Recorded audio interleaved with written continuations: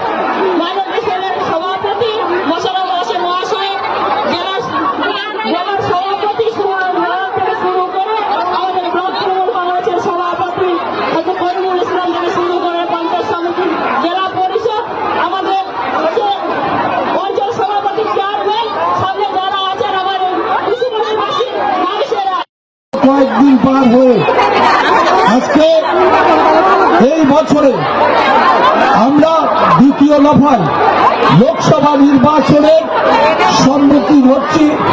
দক্ষিণ দিনাজপুরের মানবাবার নির্বাচন হয়ে গেছে।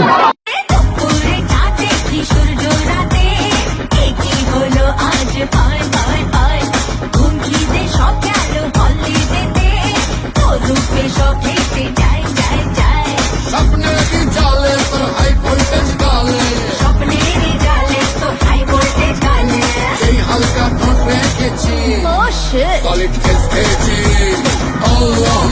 solid SKG, solid SKG,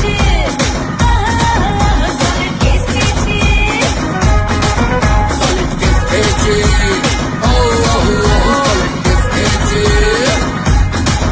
solid SKG, solid SKG, আপনার চলচ্চিত্র জগতের সুপারস্টার নায়ক সম্মানীয় বিবেক অধিকারী অর্থে দেশ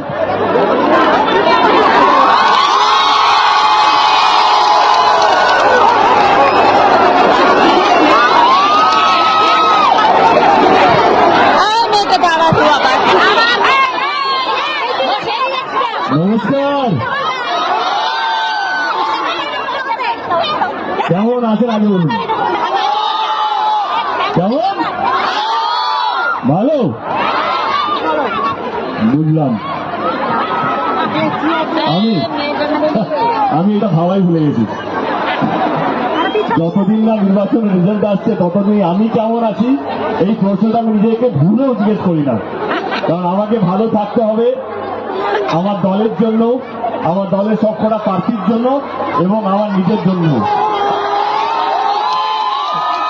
তো আমাকে যতই কিছু হোক না কেন, যতই ঘরের মধ্যে ঘুরতে হোক না কেন, যেখানে যেখানে যেতে হোক না কেন, কিন্তু আমি কি করে ভালো থাকি জানি?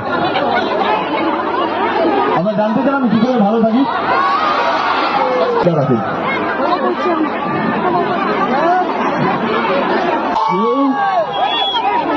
বা যারা জানতে চান আমি কিভাবে ঠান্ডা থাকি, কিভাবে আমি এতগুলো প্রচার করছি এই গরমের মধ্যে, সেই মঞ্চে আসুক আর আপনাদের মুখে দিকে তাকান, বুঝতে পারবেন এই হাসি মুখ, এই চিৎকার চেঁচামেচি, যে কোনো ওআরএস, যে কোনো ভাত ডাল, যে কোনো সবজি তরকারি, মাছ মাংস থেকে যে কতটা পাওয়ারফুল আপনাদের এই চিৎকার, আপনাদের এই ভালোবাসা।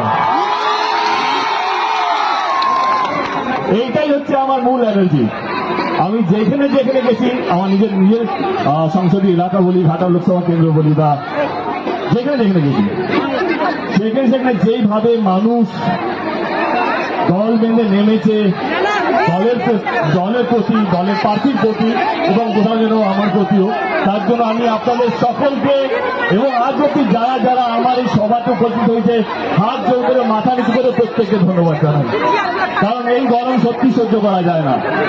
আমাদের কারণ আছে, কারণ আমরা দলের হয়ে জেতাতে চাইছি দলকে, সেই জন্য আমাদেরকে ঘুরতে হয়, কিন্তু আপনাদের কোনো কারণ নেই। সত্যি বলছি, আপনারা শুধু ভালোবাসার জন্য আসেন। কি গরম, কি ঠান্ডা, কি বৃষ্টি, কি মেঘ, সেগুলো ভুলে গিয়েও আপনারা যে আসেন, এটার জন্য দলের প্রতি, দলের পক্ষ থেকে, আমার প্রার্থীর পক্ষ থেকে, আমার এখানকার যারা নেতা নেত্রী আছে তাদের পক্ষ থেকে আপনাদেরকে আরেকবার ধন্যবাদ জানাই। অসংখ্য অসংখ্য ধন্যবাদ। এটা মন থেকে বলছি, এটা সাজানো গোছানো নয়। চলে আসি একটু সৌজন্য করিনি, কারণ আমি চাই এই দুটো তাকে নিয়ে পরে বলবো, কারণ আমার অনেকগুলো বন্ধু বান্ধব আছে যারা বিজেপিতেও আছে। তাদের মধ্যে একটা অন্যতম নাম হচ্ছে সুকান্ত দা, আমার অত্যন্ত প্রিয় মানুষ। সুকান্ত দাকে শুভেচ্ছা। যে রাজনীতির ময়দানে যাই, যেই জিতুক না কেন, আমার মনে হয় যে মানুষ যাকে ভালোবাসবে, মানুষ যাকে বিশ্বাস করে, তারই যেন জয় হয়। তো এই মঞ্চ থেকে সুকান্ত মজুমদারকে অনেক অনেক শুভেচ্ছা রইল। কে জিতবে কে হারবে আমরা 4 জুনে দেখে নেবো। কিন্তু আমি যেহেতু বিপ্লবদার জন্য এসেছি, আমি মন প্রাণ দিকে চাইবো আমার প্রার্থী, আমার দলের প্রার্থী এবং আমার বিপ্লবদা যেন এই সিট থেকে জিতুক। চলে আসি নির্বাচন।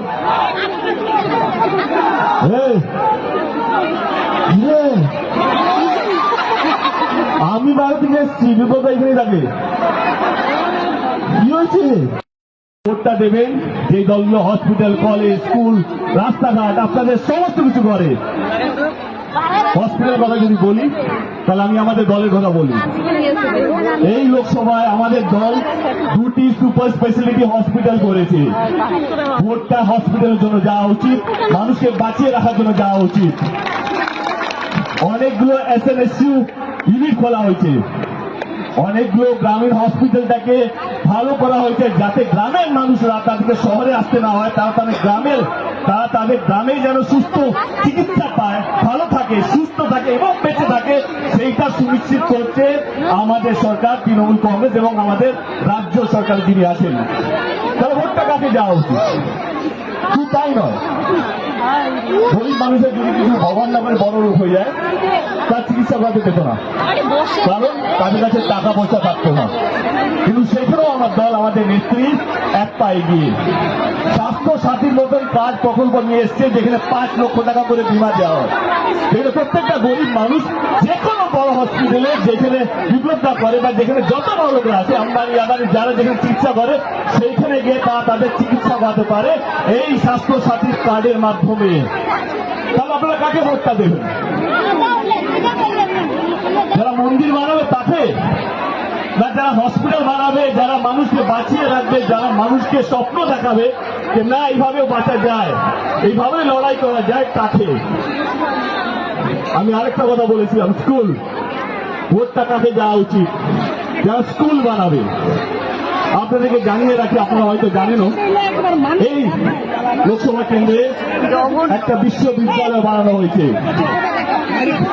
13টি সরকারি কলেজ বানানো হয়েছে, প্রাইমারি স্কুল থেকে আরম্ভ করে হায়ার সেকেন্ডারি সরকারি স্কুল বানানো হয়েছে, সেটাও আমাদের সরকার করেছে। ভোটটা এইটা নিয়ে যাওয়া উচিত। ভোটটাকে হিন্দু বাঁচিয়ে, মুসলিমকে, মন্দির বাঁচিয়ে, মসজিদ বানিয়ে তার জন্য নয়। ভোটটা তা জিততে কার না ভালো লাগে ভাই, এবং সেটা দেখেন ওনাদের নিজেদের দমে, আমার এখানকার কর্মীদের জন্য আমরা জিততে পেরেছি এবং মানুষের বিশ্বাস, মানুষের ভালোবাসা আদায় করতে পেরেছে, আমরা জিতেছি। চলে আসি 2021 নির্বাচনের সময়, করোনার তুঙ্গে, লকডাউন সবাই রিলিজ হয়েছে, নির্বাচনটা শুরু হয়েছে, তখন আমরা বিভিন্ন বিধানসভায় গিয়ে প্রচার করতাম। দিদি আমাদেরকে বলেছিল, রাজি হলো ইচ্ছে তোমারই জন্যে, হতে পারি গল্প তুমি কাছে টানলে, হতে পারে জানলা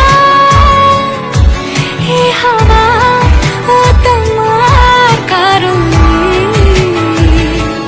শুধু তুমি চাও যদি সাজাবো আবার নদী, শুধু তুমি চাও যদি। সাজাবো আবার নদী, এসেছি হাজার বারণে,